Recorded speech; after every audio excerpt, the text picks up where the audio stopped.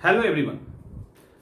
इस वीडियो में मैंने कल बोला था कि आप लोगों से आंसर राइटिंग को मैं शेयर करूंगा। आंसर राइटिंग को एक बार अच्छे से समझ लीजिए। काफी एक माहौल है आंसर राइटिंग को लेकर, और स्टूडेंट भी समझ नहीं पाते। इसमें कोई शक नहीं है कि आंसर राइटिंग एक आर्ट है, एक कला है, उसको सीखना पड़ता है। रैंडम आप नहीं सीख सकते हैं, रैंडम नहीं सीख सकते हैं। कुछ जो रूल है उसको फॉलो करना है, कुछ टर्म्स है उसको समझना है। वो सारी चीजें हम देखेंगे, फिर उसके बाद एक आंसर भी देखेंगे और इसके बाद इस वीडियो को बंद करेंगे। देखिए, सबसे पहले जो मेंस का क्वेश्चन होता है वो क्वेश्चन दो ही तरह का होता है। क्वेश्चन दो ही टाइप के होते हैं। एक क्वेश्चन जो है नॉर्मल इस तरह का होगा। क्वेश्चंस के जो टाइप हैं उसमें एक क्वेश्चन सिर्फ इस तरह से होगा, और दूसरा क्वेश्चन जो है ना उसमें आलोचना, क्रिटिसिज्म शब्द ऐड हो जाएगा। यानी एक जो क्वेश्चन होता है उसके अंदर ये सारा चीज डाला रहेगा। कोई भी चीज हो सकता है, कोई बड़ी बात नहीं। सिंपल स्ट्रेट फॉरवर्ड क्वेश्चन हो सकता है, जैसे असहयोग आंदोलन के कारणों का एवं उसके परिणाम की व्याख्या करें। ठीक है, नॉन कॉपरेशन मूवमेंट का रीजन और कॉन्सिक्वेंसेज जो भी है यार उसको एक्सप्लेन कर देना है, व्याख्या कर देना है जस्ट। और दूसरा सवाल आएगा कि नॉन कॉपरेशन मूवमेंट का जो कॉन्सिक्वेंसेस था उसका क्रिटिकली एक्सप्लेनेशन करें, आलोचनात्मक मूल्यांकन करें। तो सबसे पहले जो मेंस के क्वेश्चन होते हैं वो दो ही टाइप के होते हैं। एक नॉर्मल जो आपको सीधे जैसा सवाल उसके अकॉर्डिंग लिखना है, और दूसरा जिसके अंदर आपको क्रिटिसिज्म जम के करना है, भर भर के करना है। तो दो तरह का सवाल होगा, यानी एक में क्रिटिसिज्म वर्ड लगा होगा और दूसरे में नहीं लगा होगा। तो पहले तो दो तरह की कैटेगरी है, और दोनों में अंतर क्या है? अंतर दोनों में यह है कि जैसे ही नॉर्मल, अभी इसके अंदर हम लोग ऐसे देखेंगे, क्रिटिसिज्म जैसे ही आता है, क्रिटिसिज्म वर्ड आ गया, अगर शब्द अगर लग गया उस क्वेश्चन के अंदर कहीं भी, तो आलोचना का यानी निगेटिव पक्ष का यानी दोष का, गुण और दोष, मेरिट एंड डिमेरिट, तो डिमेरिट का निगेटिव एस्पेक्ट जो है उसका रेशियो लगभग 70% के आसपास हो जाएगा। लेकिन ये कोई हार्ड एंड फास्ट रूल नहीं है, डिपेंड करता है कि क्वेश्चन कैसा है। अब मान लो कोई गांधी जी पे टाइप पे सवाल है, जवाहरलाल नेहरू पे सवाल है, विवेकानंद पे सवाल है, तो वहां क्रिटिसिज्म लिखा भी रहेगा ना, तब भी हमको क्रिटिसिज्म बचा के करना है। वहीं पे मोहम्मद अली जिन्ना के बारे में लिखा रहेगा तो 70 नहीं, उसको 90 पे लेके चले जाइए। ठीक है, वहीं पे पाकिस्तान का तो अंग्रेज की कोई पॉलिसी थी तो उसको कहीं पे भी 90 पे लेके चले जाइए, चलेगा। लेकिन वही देखना है कि कहां पे कैसा क्या है क्वेश्चंस के अकॉर्डिंग। तो इस तरह से पहला कैटेगरी दो टाइप के क्वेश्चन होते हैं। उसके बाद इस पे भी हम लोग आएंगे, अभी नहीं, अभी इसको पहले देखते हैं। दो तरह का कैटेगरी होता है, और उसके बाद कोई भी जो क्वेश्चन होता है ना उसका तीन पार्ट होता है। किसी भी सवाल के तीन पार्ट होते हैं।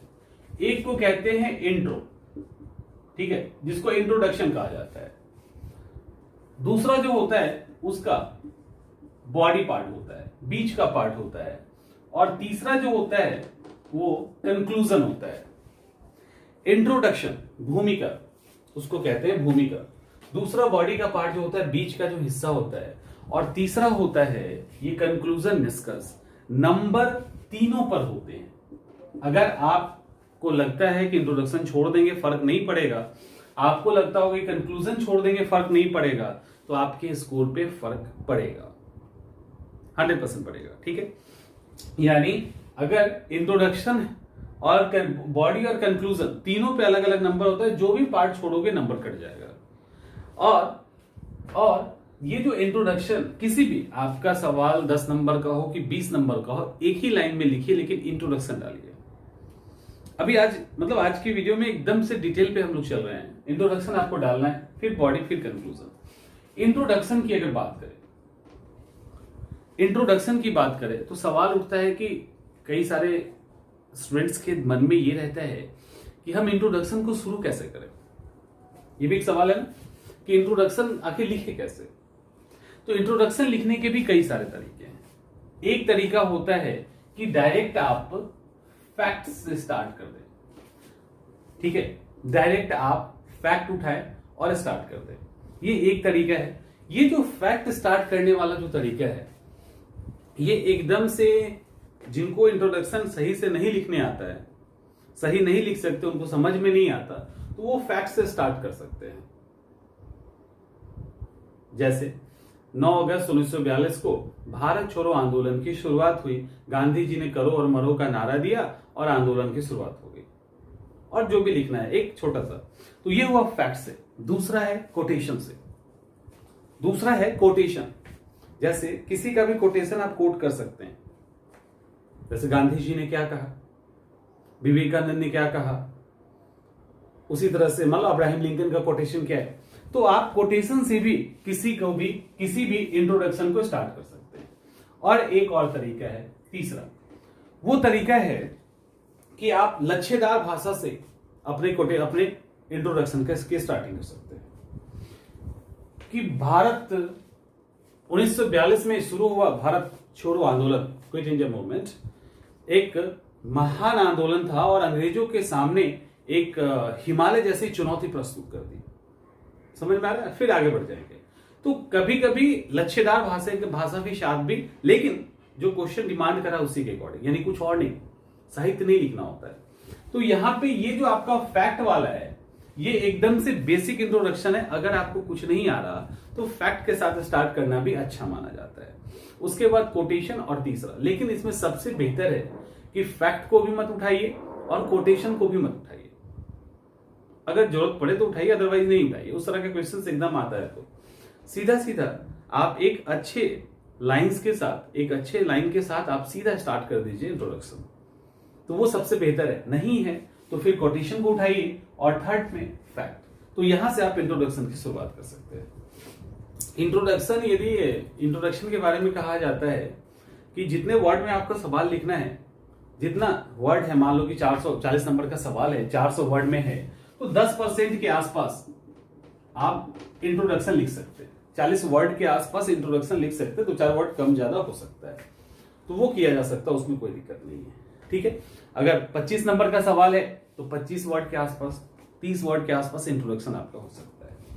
तो ये तो रहा सवाल इंट्रोडक्शन का, तो यहां समस्या समाप्त हो गई। दूसरा है इस बॉडी का। बॉडी के अंदर हम ये सारी चीजों को देखते हैं। ठीक है, अब आपका इंट्रोडक्शन मान लो कि सिर्फ क्वेश्चंस का जो थीम है उसको पकड़ के आपने लिख दिया, लेकिन एक चीज और, इंट्रोडक्शन के अंदर कोशिश ये होनी चाहिए कि आप नीचे क्या लिखना चाह रहे हैं उसकी भी एक छोटी सी झलक हो जाए, क्योंकि इंट्रोडक्शन जस्ट प्रीएम्बल होता है एक तरह से। इंट्रोडक्शन जैसे संविधान के अंदर प्रीएम्बल है ना, उद्देशिका है, उसी तरह से ये भी झलक जाना चाहिए इंट्रोडक्शन में कि आपकी उस सब्जेक्ट पे क्या पकड़ है। ठीक है, और क्या लिखना चाहते हैं, ये भी एक डायरेक्शन वहां पे मिल जाना चाहिए। खैर, तो वर्ड आपका ये जो बॉडी है ये बिल्कुल अलग भी हो सकता है। ये डिपेंड करेगा कि इसके पीछे, क्वेश्चंस के पीछे इस तरह के टेल लगे हैं कि नहीं, इस तरह का कुछ जोड़ दिया गया है कि नहीं। यदि जोड़ दिया गया है तो आपका ये जो बॉडी है इसके अंदर चीजें बदलेगी। और मेन नंबर तो यहीं पे आपको मिलना है। यहां पे कुछ चीजों का ध्यान रखिए, जैसे कोई भी बिना काम का लाइन, फालतू का लाइन जिसको कहते हैं, उसको एकदम से ऐड नहीं कीजिए। ठीक है, फालतू के शब्द नहीं डालिए, शब्द में दम होना चाहिए। अच्छे शब्द को डालेंगे, अच्छा वर्ड डालोगे तो उस आपके आंसर का वजन बढ़ेगा, वो इंग्लिश में हो या हिंदी में हो।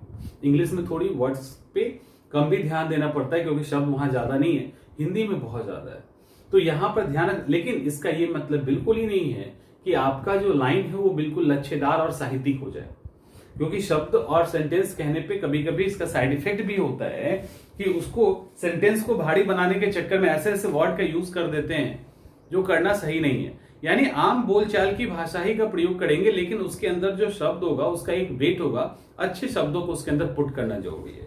साथ ही ये जो आपका बॉडी पार्ट है ये पॉइंट फॉर्म में भी हो सकता है, ठीक है, पैराग्राफ में भी हो सकता है, पॉइंट में भी हो सकता है, पैराग्राफ में भी हो सकता है, और इस तरह से अंतर बताते हुए भी हो सकता है।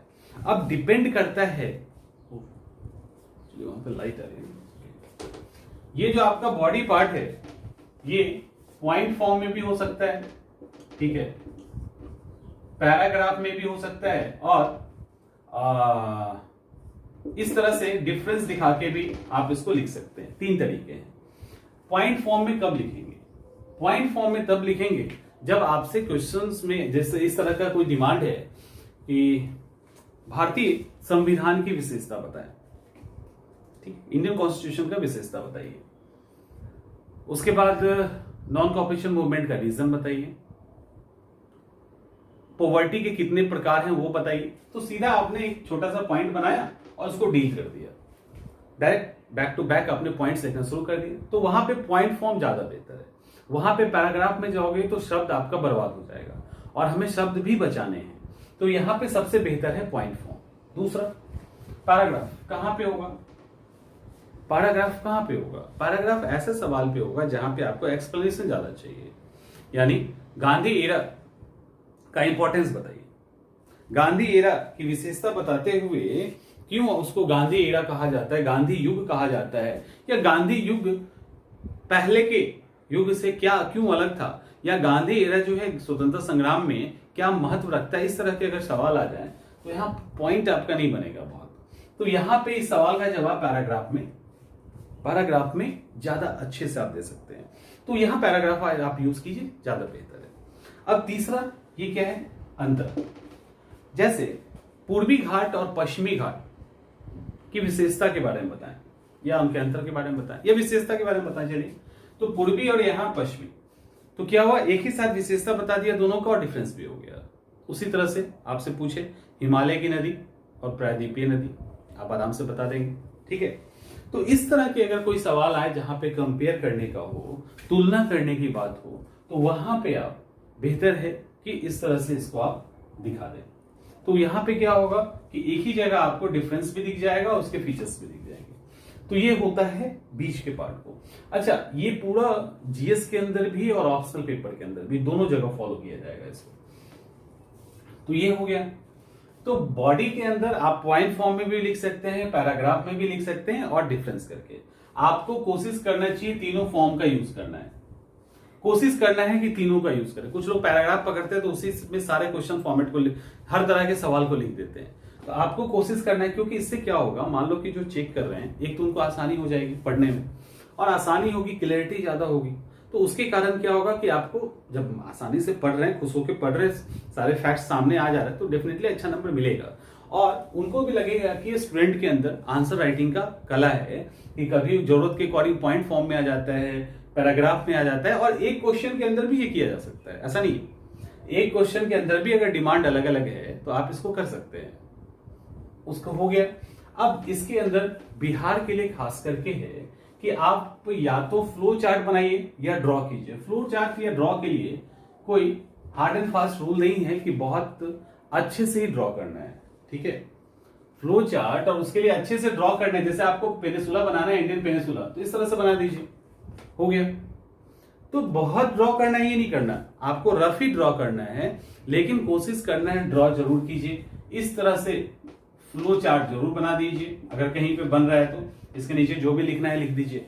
तो फ्लो चार्ट और इस तरह का जो ड्रॉ है ये करने की कोशिश कीजिएगा, ये जरूरी होता है आंसर के अंदर। अब अगला है कंक्लूजन। नंबर इसके लिए भी होता है, कंक्लूजन के लिए भी नंबर होता है। कंक्लूजन में हमेशा ध्यान देना, कंक्लूजन में हमेशा ध्यान दीजिएगा कि लिखना इसको भी है।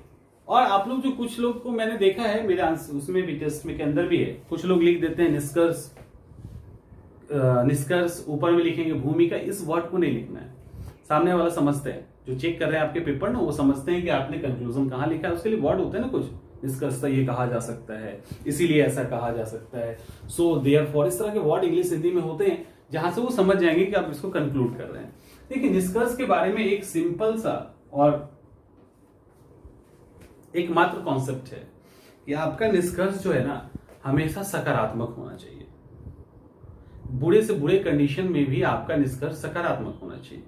अब यहाँ पे मान लो कि कोविड का अभी माहौल चल रहा है, काफी मुश्किल सिचुएशन है, उत्तर प्रदेश अलग अलग जगह पे काफी, महाराष्ट्र को ले लीजिए तो काफी बुरा हाल है, बहुत लोग डेथ कर रहे हैं, लोगों को सरकार के प्रति बहुत गुस्सा है, इनको लग रहा है कि सरकार कुछ कर ही नहीं रही थी, अगर करती तो इतने लोग नहीं मारे जाते ये वो। लेकिन तब भी, और लग रहा है कि आगे कुछ स्कोप नहीं है, तब भी आप क्या कंक्लूड करेंगे कि हमारे वैज्ञानिक और सरकार लगातार प्रयास कर रही है कि आधारभूत संरचना डेवलप हो और ऐसे टीके विकास किया जा रहा है जिसके कारण से कोविड को हम बहुत जल्दी दूर कर देंगे, या कोविड से हम बहुत जल्दी बाहर निकल जाएंगे। और इसके लिए लगातार प्रयास किया जा रहा है और कई सारा जो टीका है, वैक्सीन है, वो ऑलरेडी वर्किंग में है, काम करना शुरू कर दिया है। तो उम्मीद करते हैं कि बहुत जल्दी इस कोविड महामारी से पूरा विश्व जो है उभर जाएगा। इस तरह का नहीं भी अगर आपको लग रहा है कि ऐसा नहीं हो सकता, तब भी आपको यही कहना है। आपको लगता है कि आप पूरा डूब गए, अगर सवाल ये आ जाए कि आपको लगता है कि पूरा आप डूब चुके हो, टापू बन चुका है, दूर दूर तक उम्मीद नहीं है, दूर दूर तक उम्मीद नहीं, तब भी आप पॉजिटिव कंक्लूजन में आपको पॉजिटिव रहना है कि हमें किसी भी तरीके से 2-4-5 दिन जिंदा रहना है। कोई ना कोई सिप इधर से गुजरेगी या कोई ना कोई गुजरेगा जो हमें देख सकता है और हम बच जाएंगे। तो एक मतलब सकारात्मक उम्मीद रखना है, क्योंकि आप ऑफिसर बनने जा रहे हैं ना, एकदम टफ सिचुएशन में भी आपको डाल दिया जाएगा, तो वहां से कैसे अच्छे से आप निकाल लीजिए चीजों को। जैसे एक डीएम ने एक थप्पड़ जड़ दिया कैमरा के आगे, सस्पेंड हो गया, सस्पेंड नहीं हो गया, ट्रांसफर हो गया, उनका हो गया ना। तो ये सारी चीज अब क्यों? क्योंकि एक मालूम उनके सामने टफ सिचुएशन आएगा, लड़का हो सकता है बदतमीजी किया होगा जो ऑन रिकॉर्ड नहीं हुआ कैमरा में, लेकिन वो बात अलग है। लेकिन इन्होंने भी तो थप्पड़ लगा दिया, समझ में आ रहा है? तो इनको ट्रेनिंग दी जाती है इसकी, उस लड़के को ट्रेनिंग तो नहीं दी जाती, लेकिन पुलिस को ट्रेनिंग दी जाती है टफ से टफ सिचुएशन, वर्स्ट से वर्स्ट कंडीशन को हैंडल करने का। तो ये कब होगा? जब सकारात्मक रहेंगे। तो कंक्लूजन हमेशा सकारात्मक होना चाहिए। तो ये बहुत ही इंपॉर्टेंट है, बहुत ही अहम है कि आपका जो कंक्लूजन है वो सकारात्मक हो। तो ये तीन चीज हो गई। अब हम लोग इस टर्म को क्लियर करते हैं, इस टर्म्स को अब क्लियर करते हैं। यहीं से शुरू करते हैं, बीच में कैमरा रुक गया था। यहां पे ध्यान ये रखना है, क्वेश्चन यहां इसको पढ़ने के पहले हमें क्या करना है, हमें सबसे पहले देखना है कि जो क्वेश्चन है, तो क्वेश्चन को बार बार पढ़ना है, नियम बता दिया था मैंने, क्वेश्चन को बार बार पढ़ना है। ये जो टेल है वो देखना है कि टेल कौन सा लगा हुआ है, और ये भी देखना है। उसके बाद आपको एक रफ वर्क करना है। यहां पर ध्यान रखना, ये एक मैंने बनाया था, अभी कैमरा ऑफ हो गया था, यानी एक नंबर का अगर सवाल है तो 10 वर्ड, ये ऑन एन एवरेज है। उसी तरह से मान लो सवाल 50 वर्ड का है तो कितना होगा? 50 × 10 500 वर्ड। 15% प्लस और माइनस लिख सकते हैं, यानी आपको जो लिखना है वो बहुत छोटा भी नहीं लिखना है जितना मांगा गया है, और बहुत ज्यादा भी नहीं लिखना है। यानी एक नंबर के सवाल पे ऑन एन एवरेज 10 वर्ड लेके चला जाता है, और उसको कम या ज्यादा 10 से 15% आप कर सकते हैं, उसमें कोई दिक्कत नहीं है। अब सवाल है कि कई बार आप देखते होंगे कि स्टूडेंट्स जो होते हैं वो कहते हैं कि मैं एग्जाम में गया था और बहुत अच्छे से लिख के आया, बहुत अच्छा मेरा मेंस गया है। उनको लगता है कि मेंस उनका बहुत अच्छा गया है, नंबर नहीं आता है। तो बहुत सारी बातें होती है, लेकिन एक चीज ध्यान रखना, मेंस में आपके साथ कोई बेईमानी नहीं की जाती है, आपको पूरा नंबर दिया जाता है जितना आप लिखेंगे। तो वहां पे लिख के आ जाते हैं। तो एक बार मैंने एक से पूछा भी कि अच्छा घर में आंसर तैयार किए थे? जी सर। वही एकदम लिख दिए? हाँ, एकदम वही लिख के आ गए, कुछ नहीं बदला, वही लिख के आ गए। मैंने कहा नंबर कैसे आएगा? तो वो चौंक गया, थोड़ा सा लगा उसको क्या। अब एक बात बताइए, आपने मान लो घर के अंदर ये सवाल के पीछे ये टेल लगा हुआ था, आपने इसको याद कर लिया, ठीक है, आपने इसको याद कर लिया और सवाल में ये पूछ दिया,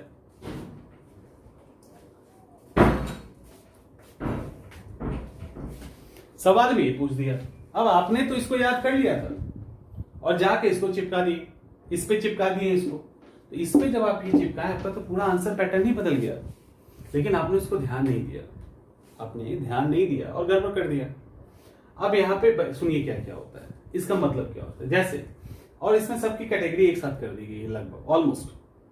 व्याख्या करें, स्पष्ट करें, वर्णन करें, विवरण करें, प्रकाश डालें। एक और छूट गया यहाँ पे, वो है टिप्पणी करें, कमेंट करें। यानी कमेंट करें, थ्रो लाइट, क्लियर करें और डिस्क्राइब करें। ये सब जो वर्ड है इंग्लिश में, ये सारा वर्ड जो है वो लगभग एक कैटेगरी का है। यहां पे आपसे क्या डिमांड किया जाता है, ये जिस भी सवाल के पीछे लग गया, तो ये आपसे ये मांग रहा है कि आप प्लीज, यानी आप कृपा करके जो सवाल है उसको स्पष्ट कर दीजिए। उसके तथ्यों को उसके फैक्ट्स को आप आराम से सजा दीजिए, ऊपर से नीचे जो भी सवाल है, ठीक है, जो भी सवाल है। और यहां पर ध्यान रखना, ये जो सवाल है, इन सवाल में आपसे आप फैक्ट्स को अच्छे से पुट कर सकते हैं, कोई दिक्कत नहीं है। यानी यहां पे आप तथ्यों को शामिल कर सकते हैं। जैसे असहयोग आंदोलन एक असफल आंदोलन था, टिप्पणी कर, कमेंट कर। असहयोग आंदोलन के कारणों का वर्णन करें। सविनय अवज्ञा आंदोलन के कारणों पर प्रकाश डालें, ठीक है। और व्याख्या वाला तो अक्सर हाँ आता ही रहता है। मतलब आपसे क्या कहा जाए, लाइट डालने का मतलब, थ्रो लाइट का मतलब क्या होता है, यानी लाइट जलाइए ताकि वो चीजें क्लियर नजर आने लगे। तो इसके अंदर किसी भी सवाल के पीछे ये वर्ड डाला है, यानी उस सवाल को आप इस तरह से अरेंज करके लिख दीजिए, उसके सारे फैक्ट्स को लिख दीजिए कि वो चीजें समझ में आ जाए। इतना ही पूछा गया है, यानी चीजों को स्पष्ट कर दीजिए, क्लियर कर दीजिए, कमेंट उस पर करिए अच्छे से, उस पर प्रकाश डालिए, एक्सप्लेन कीजिए। यानी उसको आपको खोल के रख देना है और फैक्ट बाय फैक्ट उसको आप अरेंज कर दीजिए सीक्वेंस में, और अरेंज करके छोड़ दीजिए, ठीक है। अरेंज करके आपको छोड़ देना है। यहां पर भी इंट्रोडक्शन होगा, बॉडी होगा, कंक्लूजन होगा, लेकिन यहां पे कंक्लूजन का बहुत रोल नहीं होगा। यानी यहां पे आप सिंपल कंक्लूजन में लिखेंगे तो आपका काम चल जाएगा, साधारण कंक्लूजन से भी काम चल जाएगा, ठीक है। लेकिन अब जो अगला टॉपिक है वो है मूल्यांकन करें, इवेल्युएट करना है, एग्जामिन करें, परीक्षा करें, गुण और दोष, मेरिट एंड डिमेरिट बनाए। और यहां परीक्षण यहां भी है और इधर समीक्षा है। यानी जब इवेल्युएट करे आता है, एग्जामिन करे आएगा, मेरिट डिमेरिट बताने के लिए जब दिया जाएगा, तब आप एक बार समझिए कि आपसे पूछा जाएगा कि गांधी जी बहुत अच्छे इंसान थे, गांधी जी के व्यक्तित्व के बारे में बताइए। तो आप सिर्फ उनकी अच्छाई तो नहीं बताएंगे ना, या आपसे ये पूछा जाएगा कि गांधी जी के व्यक्तित्व का मूल्यांकन करें, तो आप कैसे करोगे मूल्यांकन? आप कह दोगे गांधी जी बहुत अच्छे इंसान थे, हो जाएगा काम, हम क्यों माने, नहीं मानेंगे। तो आप बताओगे ना कि गांधी जी के अंदर इतने सारे क्वालिटी थे, इसलिए अच्छे इंसान थे, कुछ बुराइयां भी थी लेकिन अच्छाइयां ज्यादा थी। तो कोई भी चीजों को जब आप उसका मूल्यांकन करते हैं, यानी आप जब बताते हैं कि रमेश ज्यादा अच्छा लड़का है, तो आप बताओगे ना कि रमेश ज्यादा अच्छा लड़का कैसे है, उसके अंदर ये खूबियां हैं, उसके अंदर ये कमियां हैं, कमियां कम है, अच्छाइयां ज्यादा है, इसीलिए वो अच्छा लड़का है। तो कोई भी जब किसी भी चीज का आप मूल्यांकन करेंगे तो निगेटिव एंड पॉजिटिव दोनों एस्पेक्ट आप बताओगे, और दोनों इक्वल हो सकता है, 50-50% हो सकता है। आप जब एग्जामिन करेंगे, परीक्षा करेंगे, जैसे मान लो कोई भी एग्जामिन मतलब कहने का कि चीर फाड़ जब करेंगे, तो जब आप किसी भी पर्सन के बारे में, किसी भी फैक्ट के बारे में जब आप उस तथ्यों को खोलेंगे, उसको एग्जामिन करेंगे, तो उसके दोनों साइड को देखेंगे। तो यहाँ पे इसके निगेटिव एंड पॉजिटिव दोनों एस्पेक्ट को देखा जाता है। ऑलमोस्ट जो रेशियो होगा वो 50-50 का होगा, यानी 50% निगेटिव, 50% पॉजिटिव। लेकिन मैटर ये करता है कि टॉपिक क्या है। अगर टॉपिक ज्यादा नकारात्मक वाला है तो तब भी 50 से ऊपर नहीं जाएंगे, और ज्यादा पॉजिटिव है तो पॉजिटिव का मैटर बढ़ा के 70 कर सकते हैं, कोई दिक्कत नहीं। तो उसको यहां देखते हैं। लेकिन यहां पर भी इंट्रोडक्शन, बॉडी एंड कंक्लूजन होगा, लेकिन यहां का कंक्लूजन जो है वो आपको वैल्यू ज्यादा रखता है, वो महत्व ज्यादा रखेगा। अब कहोगे कैसे महत्व ज्यादा रखेगा?